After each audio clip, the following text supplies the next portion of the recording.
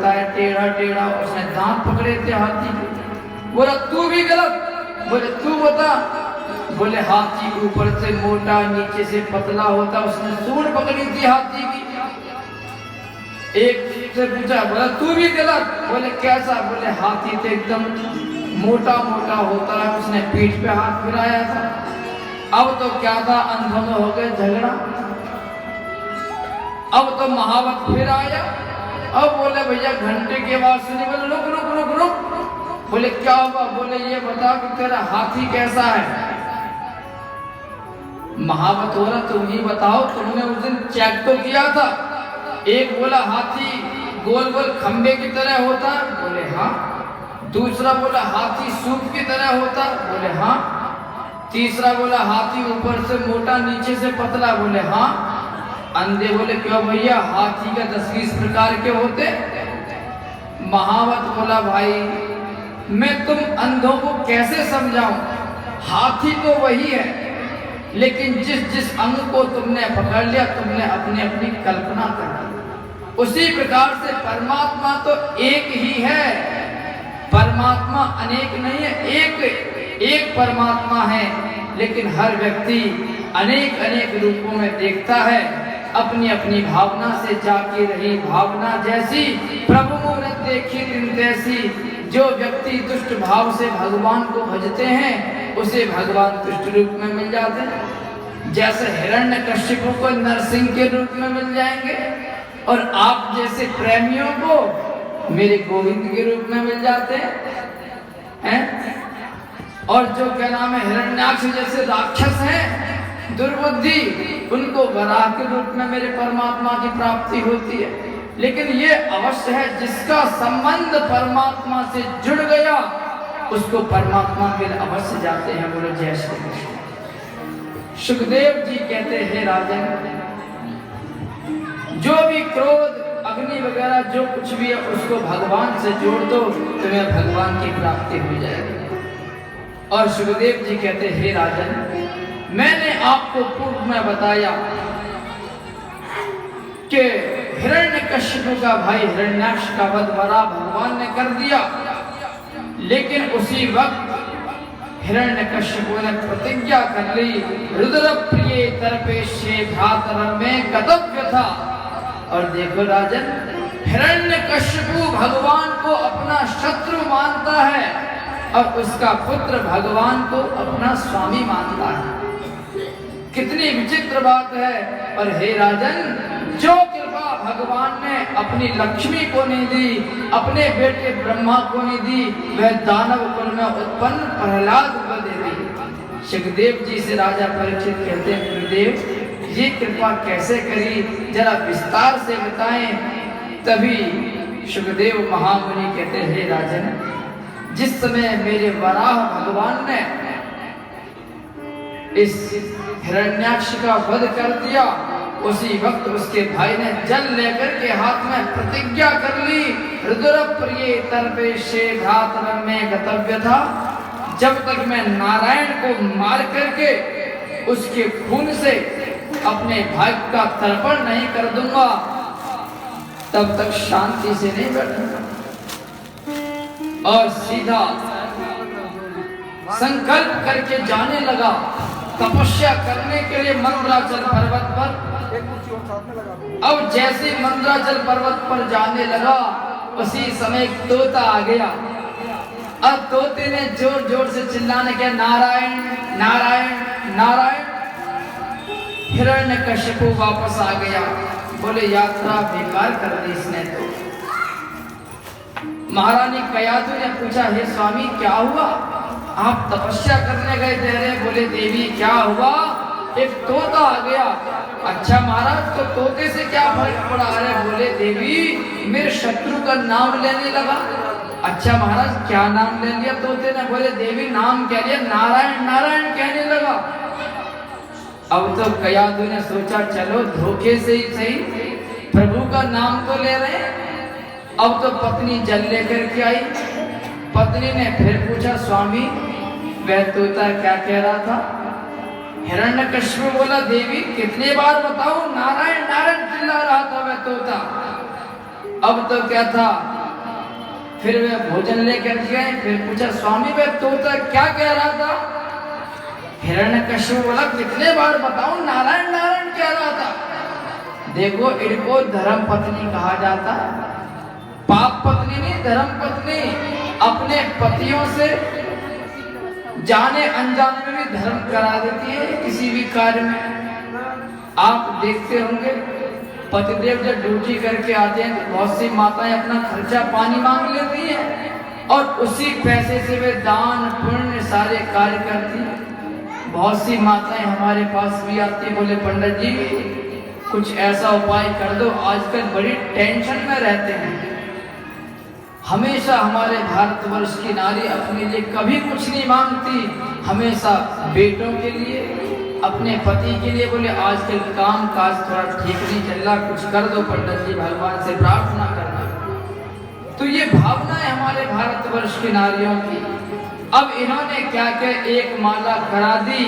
अगले दिन प्रातः काल होते ही हिरण्यकश्यप दोबारा तपस्या के लिए चला और जाकर के उसने मंदराचल पर्वत पर सतेपे मंदराद्रोण्या तपः परमदारुणम् ऊर्ध्वबाहून भूदृष्टि पादांगुष्ठा श्रुतावली।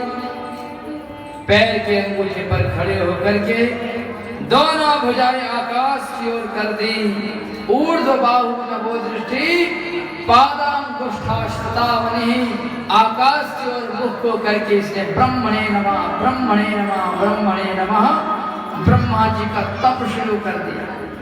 क्योंकि ब्रह्मा जी के मंदिर बहुत कम है, एक मंदिर है पुष्कर में, तो ब्रह्मा जी जल्दी प्रसन्न हो जाते हैं। जो आदमी खाली होगा वो जल्दी अवेलेबल हो जाएगा। बोलो जय श्री कृष्ण। अब इसने ब्रह्मा जी का तप शुरू कर दिया। हजारों वर्ष बीत गए। अब तो तपस्या करने वाला हिरण्यकश्यप दिखाई नहीं पड़ता कि कहां है।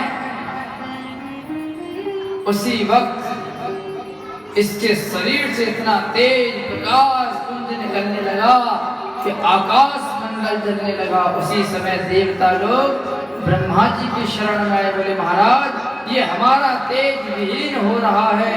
उसी समय ब्रह्मा जी ने ध्यान लगा करके देखा कि ये तो कश्यप ऋषि का बेटा द्वितीय पुत्र हिरण्यकश्यप तपस्या कर रहा है, उसी के प्रकाश से ये तुम्हारा तेज नष्ट हो रहा है। चिंता न करो, मैं दर्शन देकर के आता हूँ। और ब्रह्मा जी महाराज जैसे आए कि तपस्या करने वाला हिरण्यकश्यप दिखाई नहीं पड़ता। न तदर्श प्रतिच्छिन्नम बलमीकत्रण कीचकैहि, उसके सारे शरीर को दीमक ने खा लिया। मात्र ढांचा ही ढांचा बचा हुआ था हड्डियों का, मांस को सारा दीमकों ने खा लिया। अब तो क्या था, ब्रह्मा जी ने कमंडलू से जल को निकाला है और मंत्र पढ़ के जल के छींटे लगाए। उत्तिष्ठ उत्तिष्ठ भद्रं ते तपः सिद्धो सिकाश्यपा वरदो हवन प्राप्तो व्रियतामीप्सितो वरः।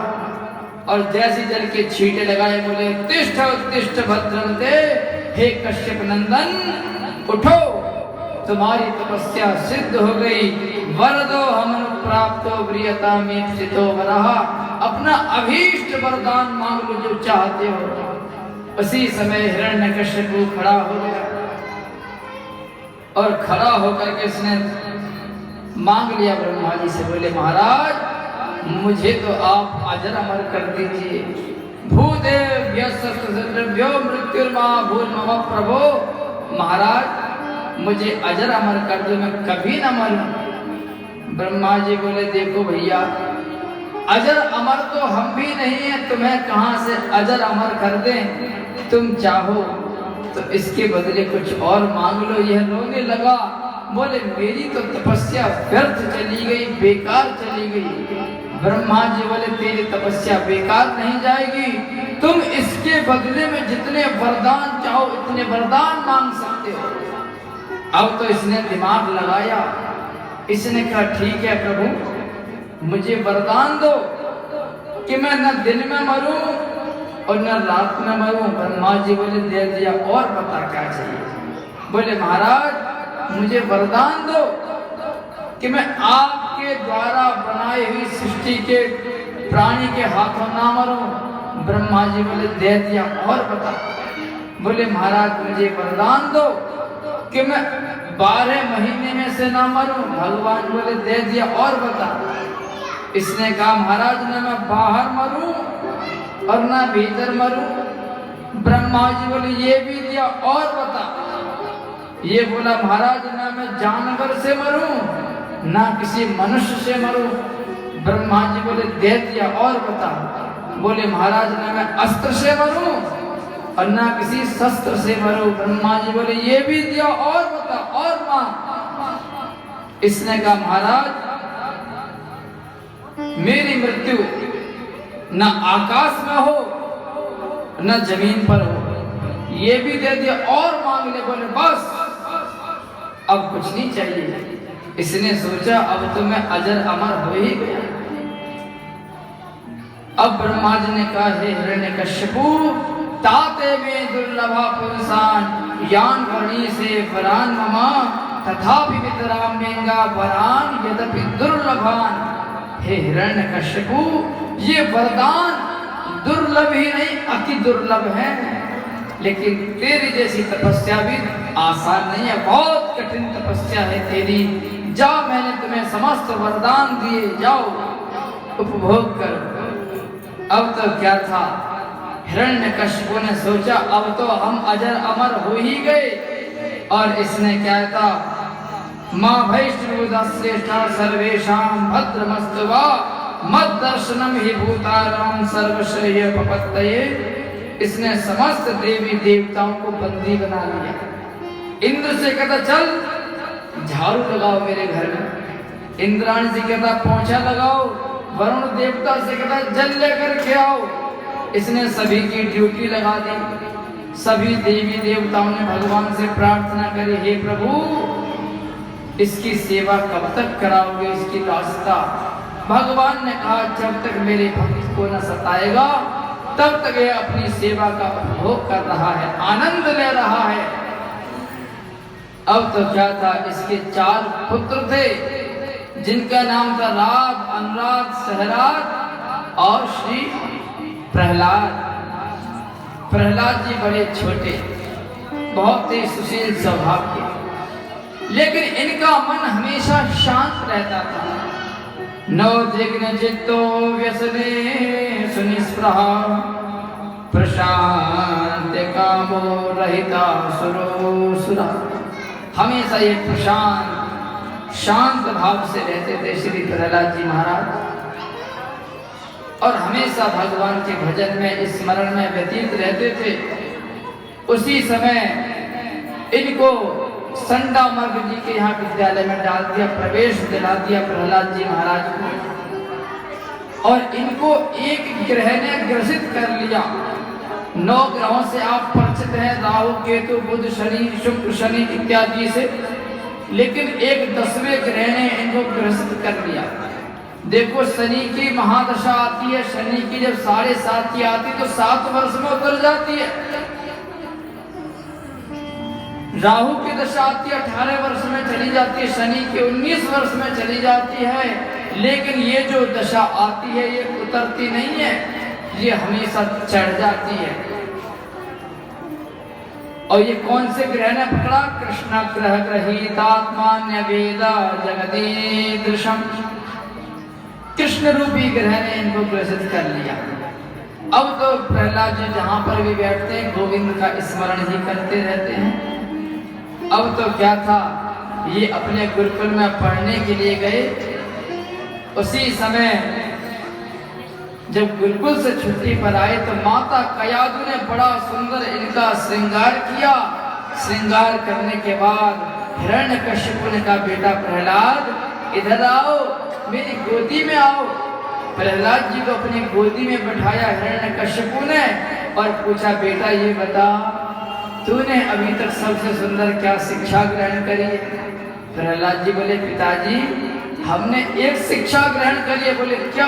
उसने सोचा कोई खतरनाक वाली नीति सीख के और कूटनीति। प्रहलाद जी बोले पिताजी ये सारा संसार अंधकूप है, ये तो भव सागर है। हे पिताजी इससे बाहर निकल करके भगवान का स्मरण करो, भगवान का भजन करो, इसी में जीवन की सफलता है। हिरण्यकश्यपु ने सोचा कि बच्चे तो वही बोलते हैं जो उन्हें सिखाया जाता है।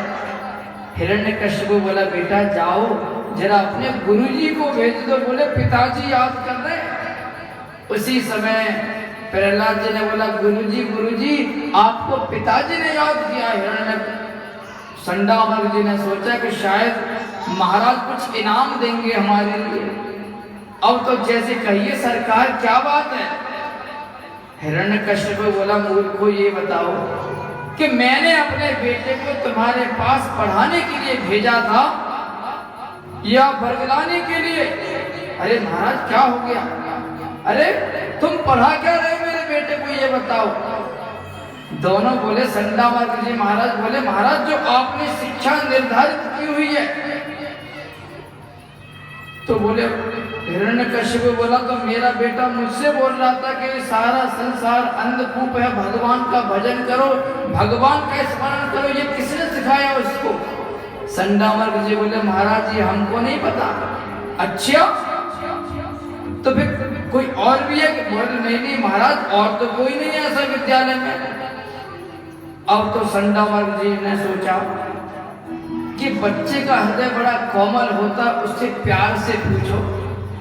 अब तो क्या था पूछा वत्स प्रहलाद भद्रम ते सत्यम कथय माम। सारे बेटा प्रहलाद तुम्हारा कल्याण हो, तुम हमें सच सच बताओ ये तुम्हारी बुद्धि है कौन बिगाड़ रहा है, ये तुम्हें कौन सिखा रहा फालतू की बातें।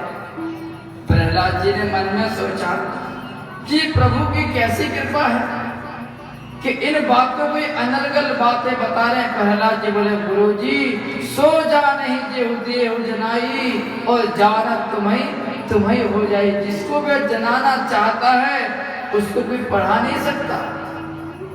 अब तो क्या था दोबारा से गुरुकुल में भेजा है। जैसे गुरुकुल में गए तो फिर प्रहलाद जी महाराज आए और पूछा बेटा प्रहलाद तुमने क्या सीखा है। प्रहलाद जी बोले पिताजी 9 विद्याएं सीख ली। 9 विद्या? अच्छा कौन सी 9 विद्याएं सीखे बेटा। और प्रहलाद जी महाराज नवधा भक्ति बताने लगे कि श्रवणम कीर्तनम विष्णु स्मरणम पाद सेवनम अर्चनम वंदनम दाक्ष्यम सख्यमात्म निवेदनम। हे पिताजी हमने सीखा है कि भगवान की कथाओं का श्रवण करो और श्रवण करने के बाद कीर्तन करो। श्रवणम कीर्तनम विष्णु स्मरणम पाद सेवनम। भगवान का स्मरण करो, उनका चिंतन करो पाद पद्मों का। और अंत में पिताजी सख्यमात्म निवेदनम अपने आप को समर्पित कर दो परमात्मा के चरणों में। हमने ये 9 विद्याएं सीखी है। अब तो क्या था हिरण्यकश्यपु क्रोधित हो गया। अरे दैत्य चंदन वने जातो यम कंठ कद्र मारे। तो हमारे चंदन जैसे वन में तू कांटे का पौधा कहां से आ गया रे हैं। हम तुझे बार बार समझा रहे हैं एक काम कर जाकर के अपने गुरु जी को भेज। और हिरण्यकश्यप ने तलवार निकाले बोले मूर्खो तुम मेरे शुभ चिंतक हो, ये कौन हो। मेरे ही पुत्र को मेरे प्रति भड़का रहे हो। बार बार मेरा पुत्र प्रहलाद मुझे उपदेश पर उपदेश किए जा रहा है। अब तो संडामर्ग जी महाराज कांपने लगे बोले महाराज हमने कुछ नहीं सिखाया, ये सब सीखा सिखाया आया है। अब तो क्या था इति पुंसार पिता विष्णु भक्तिश्चैन अवलक्षणा। उसको महाराज प्रहलाद जी को भोजन पानी देना सब कुछ बंद कर दिया। बोले इसे कोई भोजन नहीं देगा और इससे कोई बात नहीं करेगा। एक काल कोठरी में डाल दिया। और जब 5-6 दिन बाद देखा कि वहां तो महाराज भगवान पड़े हुए। हिरण्यकश्यप ने सोचा ये कोई ना कोई षड्यंत्र कर रहा है मेरे ऊपर। पहाड़ से गिरवाया प्रहलाद जी को। और जब पहाड़ से गिरवाने के बाद भी जब प्रहलाद जी को कुछ नहीं हुआ, उसी समय इनकी बहन आ गई और बहन ने कहा भैया क्या बात है, बड़ी चिंता में हो। अब तो हिरण्यकशिपु बोला बहन क्या बताऊं, ये तेरा भतीजा मरता ही नहीं, इतने प्रयास कर लिए। उसी समय होलिका बोली भैया तो इसमें चिंता वाली बात क्या, एक काम कर मेरी गोद में बैठा दे। अब तो होलिका बोली अरे बेटा प्रहलाद कहाँ है बेटा, मेरी गोद में आ जा, मैंने तुझे अपनी गोदी में नहीं लिया।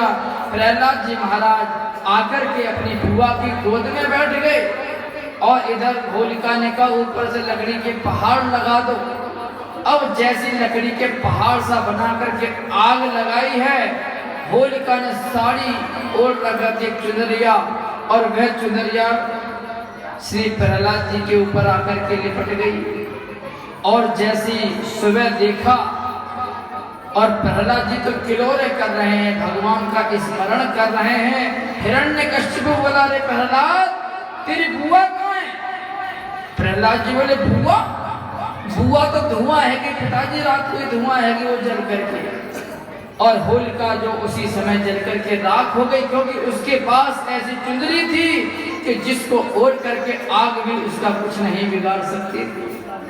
और ऐसी आंधी आई कि उसके ऊपर से वह चुनरी उड़ करके प्रहलाद जी के ऊपर चिपक गई और होलिका उसी आग में धुआं हो गई। बोलो जय श्री कृष्ण। अब तो हिरण्यकशिपु की चिंताएं बढ़ गई, बड़े बड़े विषैले नागों से डसवाया, फिर भी कोई असर नहीं हुआ। बड़े चिंता में आ गया क्या किया जाए। अब तो गुरु पुत्रों ने कहा, संडामर्ग जी महाराज ने बोले हे प्रभु हमको एक और मौका दो, हम इसको सुधारने का प्रयास करते हैं। उसी समय संडामर्ग जी महाराज ले गए विद्यालय में होके, बोले बेटा प्रहलाद तू अपने पिता से वैर क्यों करता है, तू परमात्मा का नाम लेना छोड़ क्यों नहीं देता? प्रहलाद जी बोले हे गुरुदेव, जिन प्रभु ने मेरी पग पग पर रक्षा करी है मैं उनका नाम छोड़ कैसे सकता हूँ? मैं उनका नाम लेना नहीं छोड़ सकता, खाना तो छोड़ सकता हूँ, पीना भी छोड़ सकता हूँ, लेकिन परमात्मा का नाम लेना नहीं छोड़ सकता। अब तो क्या था, संडामर्ग जी महाराज किसी काम से गए बाहर, तो सभी सखाओं ने पूछा प्रहलाद तू जब भगवान का भजन करता तो मन तो हमारा भी करता कि हम भी तेरे साथ में भगवान का स्मरण करें, भगवान का कीर्तन करें, लेकिन तेरे पिताजी से बहुत डर लगता है। प्रहलाद जी बोले मित्र एक बात बताऊं? बोले देखो मित्रों, भजन करने की उम्र तो जवानी में है, बुढ़ापे में भजन नहीं होता है। अगर ये फूलों का माला है, अगर आज ताजी पुष्प है तो पहनने में अच्छा लग रहा है, अगर यही जो कल या परसों मुरझा जाएंगे तो इसे इंसान तो क्या देवता भी स्वीकार नहीं करते।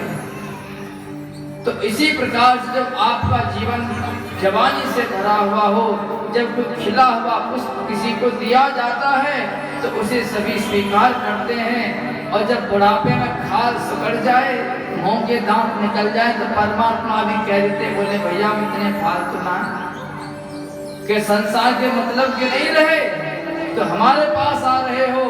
तो भगवान का भजन करने की उम्र तो जवानी में है, तीर्थ यात्रा करने की, सब जगह करने की।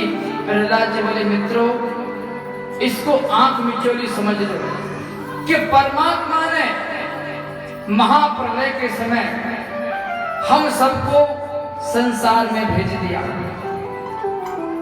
जब संसार का सृजन किया और महाप्रलय के समय सबको एक एक करके ढूंढ निकाला, अब परमात्मा ने हमको दोबारा से भेजा, बोले इसी संसार में हम भी छुपे हुए हैं, तुम हमको ढूंढ लो, तुम्हारा खेल खत्म हो जाएगा। जिस प्रकार से छुपा छुपन कर खेल खेले जाते थे पहले, तो एक व्यक्ति बाहर जाता था और बाकी सारे व्यक्ति छुप जाते थे, तो एक व्यक्ति सभी को ढूंढता था।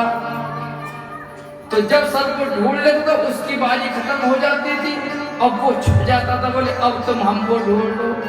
इसी प्रकार से परमात्मा ने हमको संसार में भेजा हुआ है।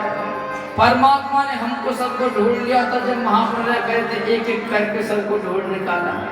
अब परमात्मा ने हमको भेजा, बोले भैया इसी संसार में हम भी हैं, अब तुम हमको ढूंढ लो। जिस दिन तुम ढूंढ लोगे हमको, उस दिन तुम्हारा खेल खत्म हो जाएगा। बोलो जय श्री कृष्ण।